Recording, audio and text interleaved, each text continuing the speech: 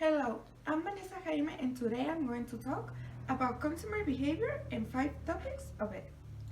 The first one is consumer buying process, consumer motivation, personality theories, consumer perception and learning, and the last one, consumer profile.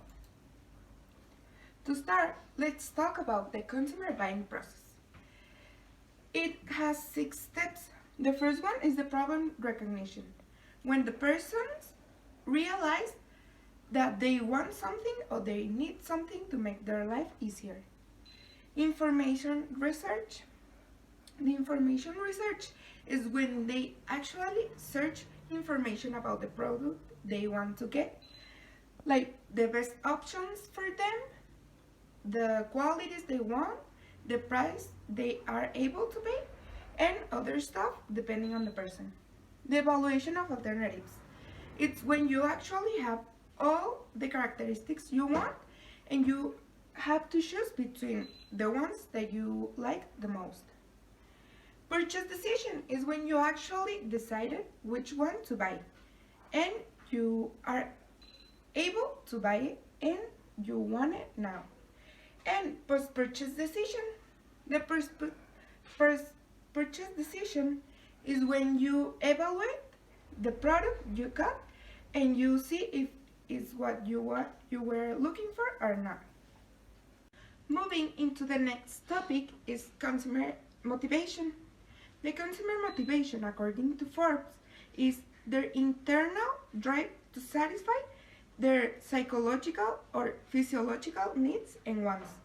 This means what makes you buy something or want something.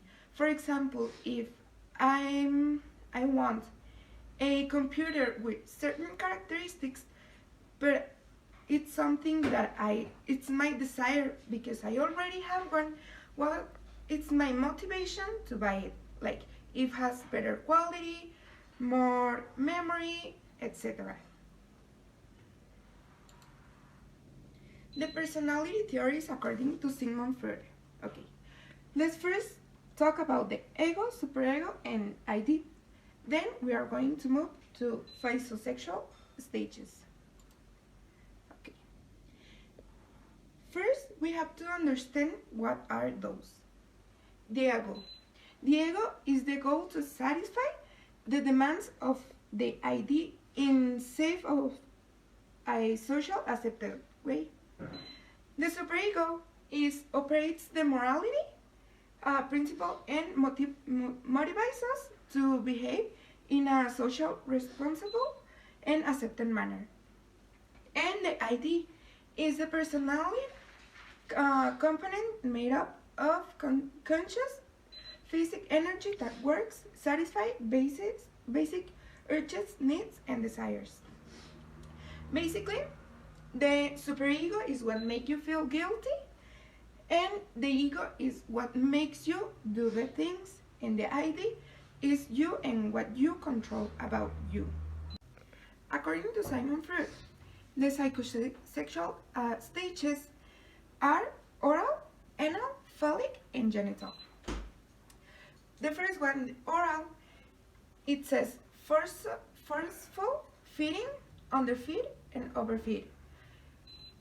The underfeed are oral, passive, trusting, and dependency.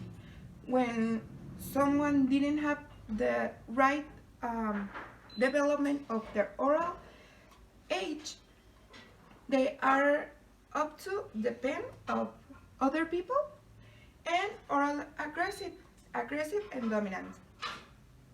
The anal, toddler training, to harass or to lax. To harass is are people that tend to be mean, obsessive, and the lax is people that are with more generosity. The phallic, abnormal family setup leading to unusual relationships with mother or father.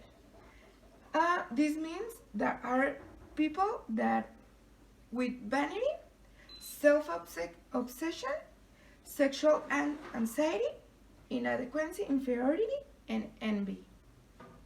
And the genital. It says settling down in a loving one-to-one relationship with another. Well adjustment, mature, able to love and be loved. Sexual instinct is direct to heterosexual. Now, it's time for consumer perception and learning. Learning is associated with the experience of the clients with a product or services. This means, for example, if I want to buy a flower and I go to the store and the experience that I get there is not what I was expecting to. So that's my learning about the store, and most of the times people attempt to tell others that are surrounded by them to tell them that it's not a good service, that they didn't like the store, and that it's not a good brand. The perception that customers have at the time they are buying. This is also what you are perceiving of the store. This is common on stores of high quality, of high end. For example, if I go to Sephora, the music, the smell, and the treat they will have to me will be very special and very specific. For example, the companies that sell high-end jewelry will have certain type of music so people can feel the quality the store is having for them. And the last one is consumer profile. For every company, it's very important to have a consumer profile. This means that they have a specific type of people they want to treat. Their market segmentation. They consider their lifestyle, the age, the location, the income, interest, buying patterns, purchasing preferences, and stage of life. That's it for my part. Thank you so much.